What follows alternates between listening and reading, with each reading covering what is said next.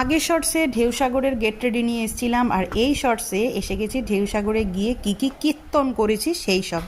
তো কীর্তন করার আগে হাওয়া খেতে খেতে বাইরের মনোরম দৃশ্য দেখতে দেখতে চললাম ঢেউসাগরের পথে। গিয়েই তো হতবাক, কারণ আমাদের মতন আরও প্রচুর লোকে এসছে আর প্রচুর রাইডের টিকিট কাটতে না কাটতে এক একটা রাইড ভরে যাচ্ছে আর চলে যাচ্ছে উঠতে। তো এই যে টিকিট কেটে অনেক কষ্টে সবার শেষেই জায়গা পেলাম, মধ্যিখানে আর জায়গা হলো না। কথায় আছে না, নাই মামার থেকে কানা মামাই ভালো, আমাদের দুজনের অবস্থাও ঠিক তাই। টয় ট্রেন চড়া কমপ্লিট করার পর এই যে বাচ্চাগুলো দোলনা চড়ছে, বাচ্চাগুলোর দোলনা চড়া দেখে ভাই আমার নিজের ছোট্টবেলার কথা মনে পড়ে গেল। তাই স্মৃতিচারণ তো করাই যেতে পারে, তাই না?